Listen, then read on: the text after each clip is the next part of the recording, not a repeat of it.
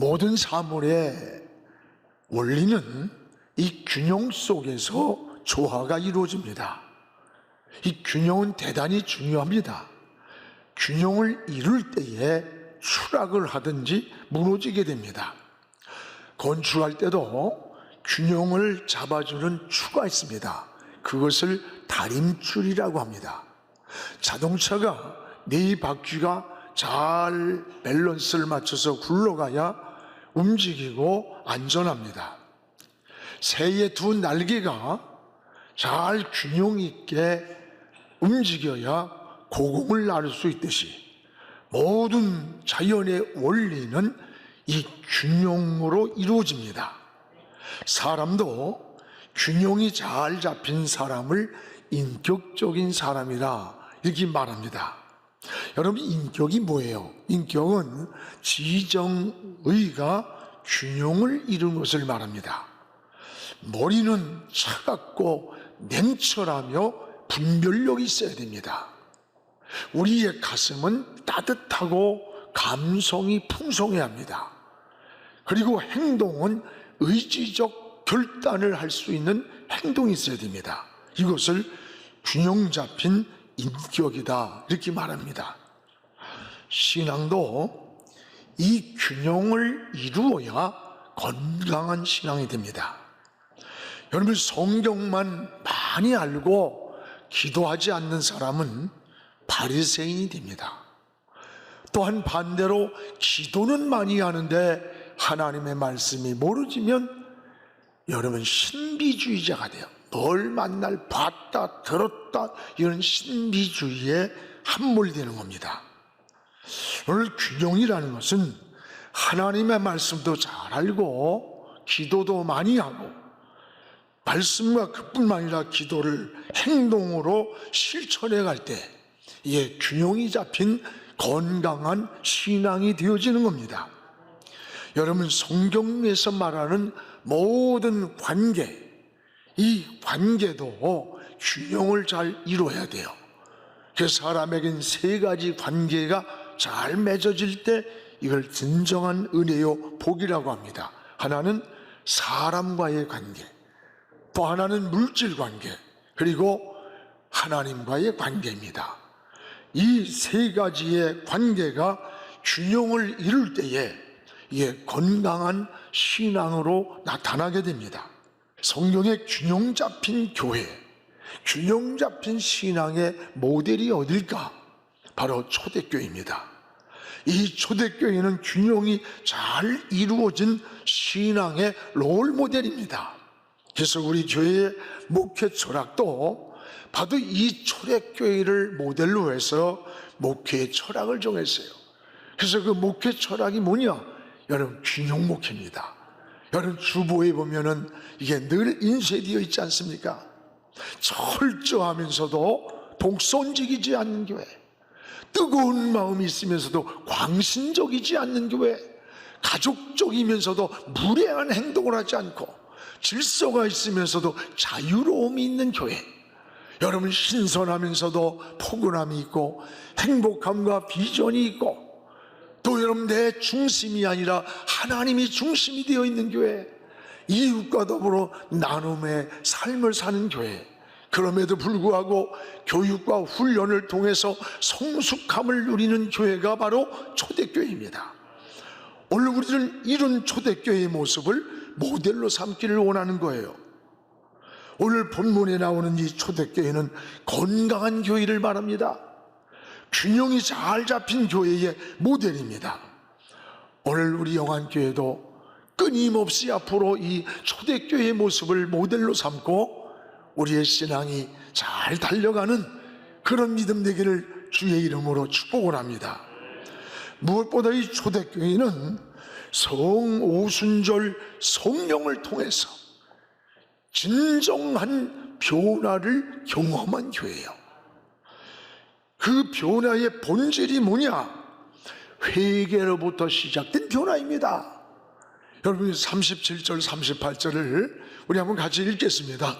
그들이 이 말을 듣고 마음에 찔려 베드로와 다른 사도들에게 물어 이르되 형제들아 우리가 어찌할꼬 하거늘 베드로가 이르되 너희가 회개하여 각각 예수 그리스도의 이름으로 세례를 받고 죄 사함을 받으라. 그리하면 성령의 선물을 받으리라. 여러분, 신앙의 본질적 변화는 어디서 출발하느냐? 너희가 회개하여, 회개로부터 시작이 됩니다. 오늘 사도행전에는 두 가지 설교의 모델이 나옵니다. 하나는 베드로의 설교고 하나는 스데반의 설교예요. 오늘 본문은 베드로의 설교 내용입니다. 베드로가 설교를 할 때 군중들이 듣고 37절에 마음이 찔려 그랬어요. 마음에 막 찔려왔어요. 근데 마음이 찔려올 때 군중들이 어떻게 반응했느냐? 어찌할꼬 어찌할꼬. 이게 뭐예요? 가슴을 치며 회개하는 거예요. 여러분, 거부하지 않고 마음의 가책을 느끼고 마음의 깨달음이 왔을 때 회개하는 모습이에요. 회개가 뭡니까? 회개는 여러분 죄를 깨닫고 그리고 마음을 고치는 게 회개란 뜻이에요. 참된 회개는 우리 마음을 고쳐서 죄와 불신앙과 악습관을 버리는 겁니다. 이게 회개예요. 여러분, 하나님은 여러분이 다시 깨닫고 회개하면서 하나님께로 돌아오기를 원하시는 거예요. 마음을 고쳐 돌아오는 사람을 하나님은 기다리고 계시는 겁니다. 당자의 아버지의 마음이 곧 하나님의 마음이에요. 그래서 성령의 역사는 언제 일어났느냐? 참된 회개를 통해서 일어나는 거예요. 41절에 보세요. 이날의 마음이 찔려 회개할 때 3,000명이 세례를 받으며 예수님을 영접했습니다. 놀라운 이 성령의 역사 아닙니까? 한순간에, 한 시간, 한 하루에 3,000명이 예수님을 영접하면서 여러분 하나님 자녀가 된 거예요. 바로 오순절 성령의 역사는 이 회개로부터 시작되었다는 것을 꼭 기억하시기 바랍니다. 또 하나는 사도행전 7장에 이 스데반의 설교가 나옵니다. 스데반이 성령이 충만해서 설교했는데 설교 내용이 베드로의 설교와 똑같은 설교예요. 그 군중들은 설교를 듣고 마음에 찔려 똑같은 내용이에요. 근데 마음이 찔려올 때 어떻게 반응을 했느냐? 54절에 보니까 마음이 찔려올 때에 그들은 이를 갈았다. 이 말씀을 듣고 마음이 찔려 그를 향하여 이를 갈거늘. 이 말은 마음이 찔려올 때, 고통과 부딪혀올 때 그것을 받아들이지 않았다는 거예요. 또 57절에 가면 귀를 막았어요. 이 마음이 찔려올 때 소리를 지르면서 귀를 막았다. 복음을 거부한 거예요. 또 58절에는 스데반을 돌로 쳐 죽였어요. 돌이킬 수 없는 죄를 진 거예요. 오늘 베드로의 설교나 스데반의 설교나 동일하게 마음에 찔려왔어요. 그러나 그들의 반응은 전혀 달랐습니다.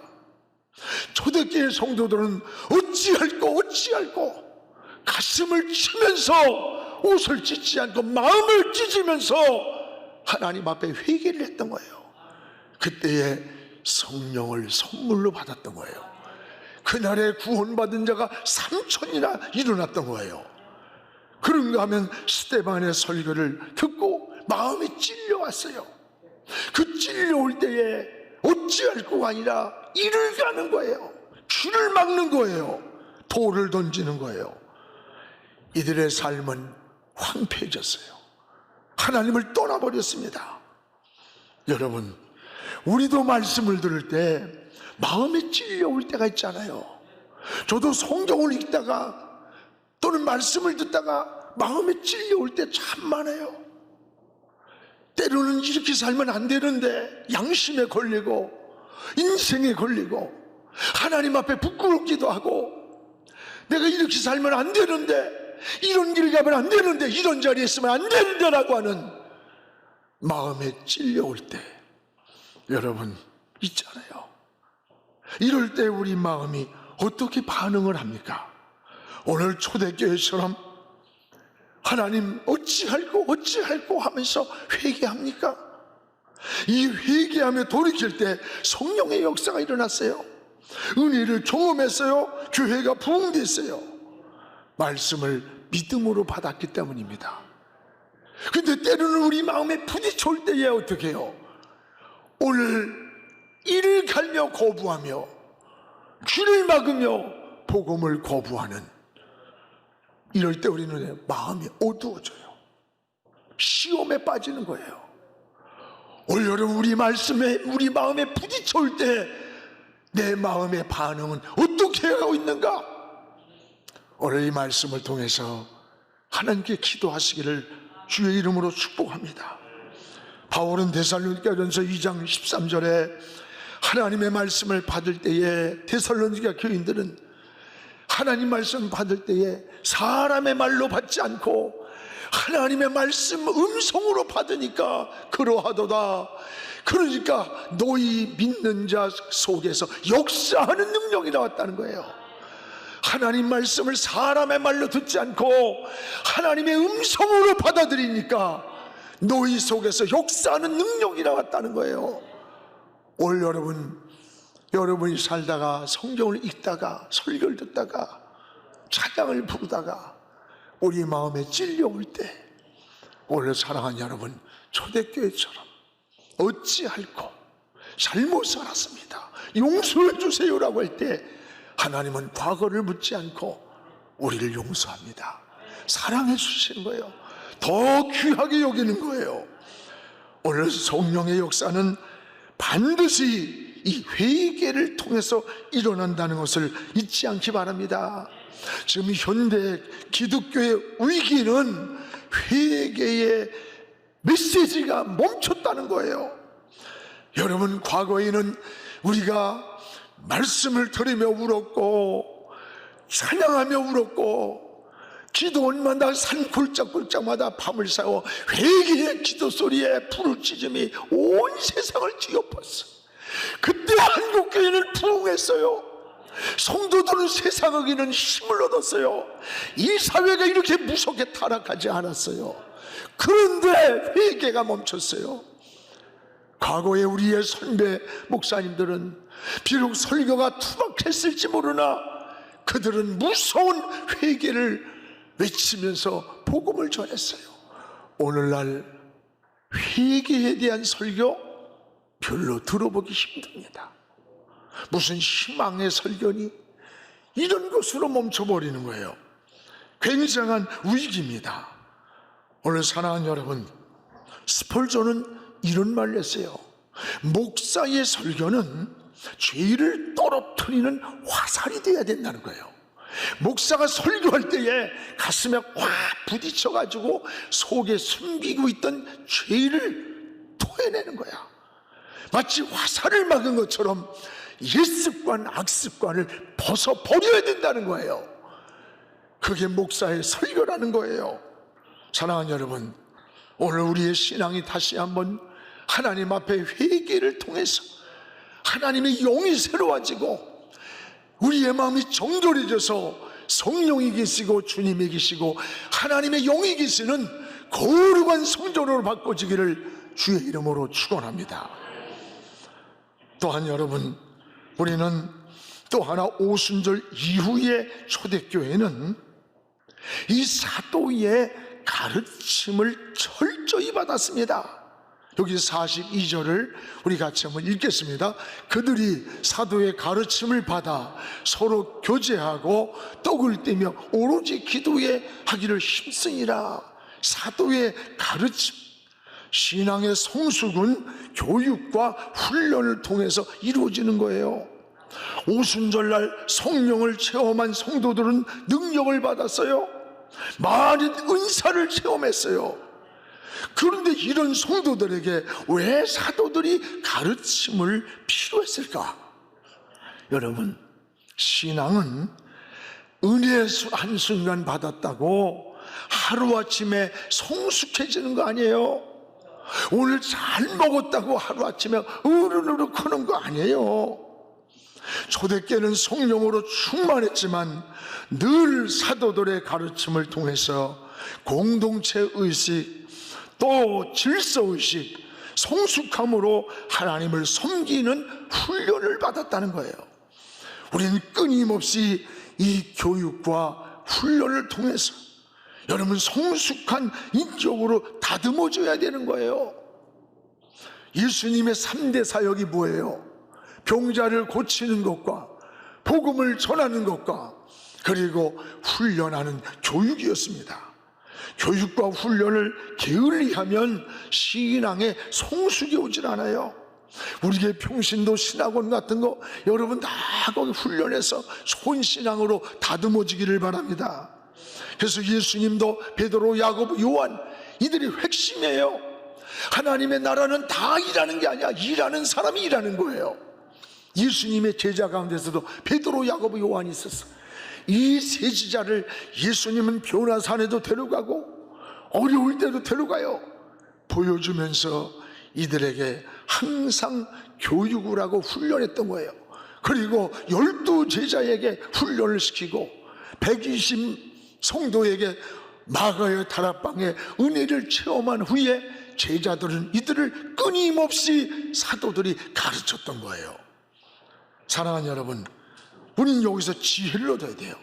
우리 교회 비전 중 하나가 교육과 훈련 사역이라는 것을 기억하시기를 바랍니다. 좋은 선수가 되는 3대 원리가 있습니다. 3가지입니다. 하나는 본인에게 천부적 소질이 있어야 돼요. 이 취미는 이거 좋아하는데 소질이 없는 사람이 있어요. 운동도 굉장히 좋아하는데 같이 해보면 재능이 소질이 약해. 뒤떨어져. 그건 취미로 끝나야 돼요. 그리고 천부적인 소질이 있는 사람에겐 좋은 스승이 만나야 돼요. 그 다음에는 피나는 훈련이 있으면 그 사람은 바로 잠재 능력을 발휘하고 인생을 성공하게 된다는 거예요. 그렇습니다. 여러분, 하나님도 으쌰으쌰하고 의욕만 가진 자를 쓰는 게 아니에요. 훈련된 자를 하나님은 사용하는 겁니다. 모세를 40년 동안 미디안 광야에 여러분 보내기 전에 바로 왕궁에서 왕자로 최고의 문화를 알게 했어요. 그러나 그런 높은 자리, 화려한 자리에서 저 민중의 아픔과 신음을 이해할 수가 없어요. 그래서 40년 동안은 저 미디안 광야로 내보내서 초가살이 하면서 눈물의 빵을 먹으면서 하나님만 생각하게 만들고, 이렇게 40년을 해서 80년을 훈련한 후에 하나님의 시간이 많아서 그런 게 아니에요. 그 남은 40년을 이스라엘 백성들을 애굽에서 이끌고 출애굽시키는, 과거에도 또 전에도 후에도 없는 가장 역사의 위대한 지도자로 모세를 썼던 거예요. 사랑하는 여러분, 우리 교회도 초대교회처럼 교육하고 훈련하는 일에 게으르지 않는 이런 성숙한 교회가 되기를 주님의 이름으로 축복을 합니다. 또 하나는 오순절 이후에 초대교회는 따라합시다. 서로 나눔의 삶을 살았다. 이 나눔의 삶을 살았어요. 여러분, 이것이 균형 잡힌 초대교회의 모습이었다는 거예요. 여기 44절에 보면 물건을 서로 통용을 했습니다. 또 45절에 보면은 서로의 필요를 나누었습니다.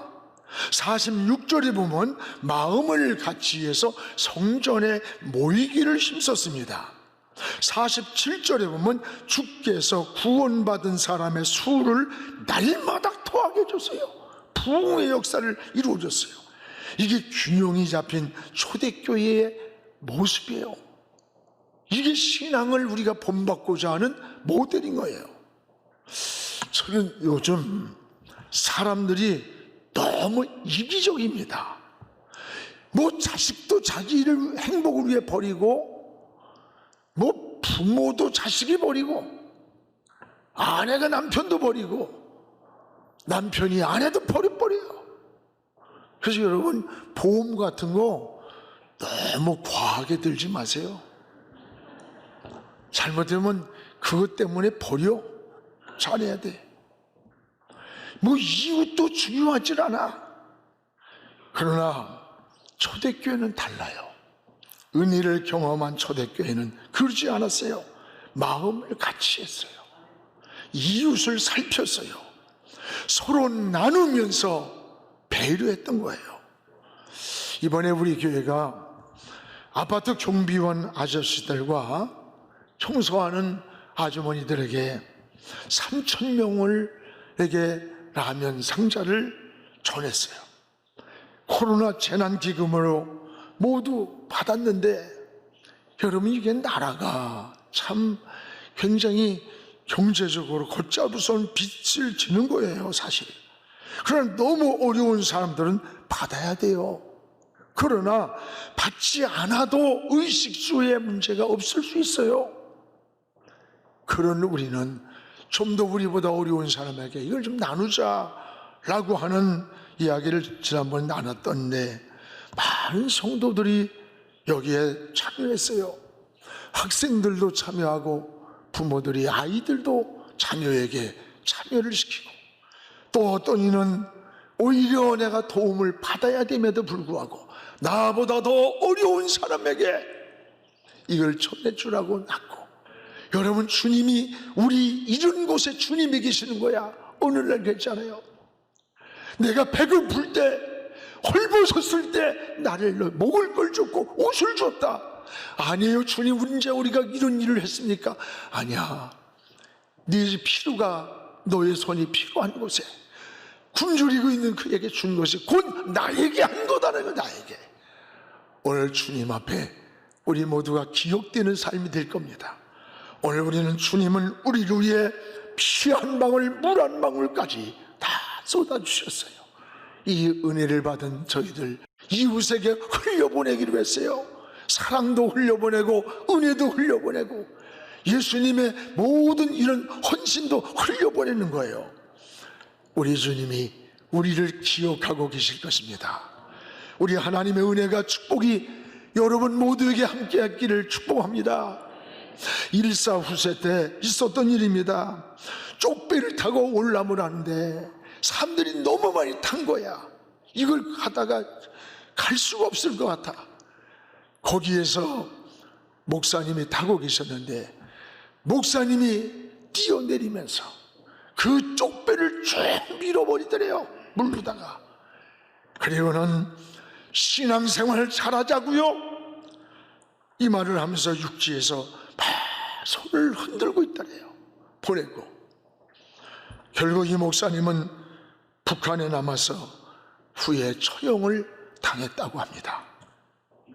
여러분, 우리의 신앙이 뭐예요? 오순절 이후의 초대교회는 자기만을 위한 이기적인 게 아니에요. 베풀 줄 알았어요. 이웃과 더불어 함께 살았어요. 45절 우리 같이 한번 읽어보겠습니다. 또 재산과 소유를 팔아 각 사람의 소유를 따라 나눠주며 초대교회 성도들은 은혜를 받고 소유 개념이 바뀌었어요. 내 중심의 삶에서 하나님 중심의 삶으로 축이 이동을 했어요. 소유 개념이 바뀐 거예요. 오늘은 나만을 위해 살던 삶이 더불어 사는 삶으로 바뀌었어요.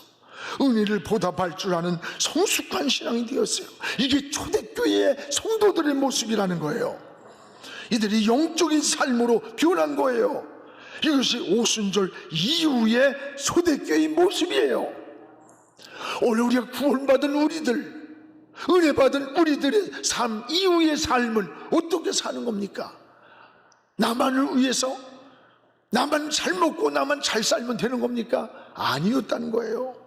나누었어요. 그럴 때에 47절에 보면 주께서 주께서 구원받은 사람들을 날마다 더하게 하세요. 주께서 구원받은 사람을 날마다, 이게 뭐예요? 전도는 하기도 하지만 되어진다는 거예요. 하나님을 섬기고 찬미하고 백성들이 이 은혜를 누리고 소문을 듣고 하나님의 교회로 몰려들었던 거예요.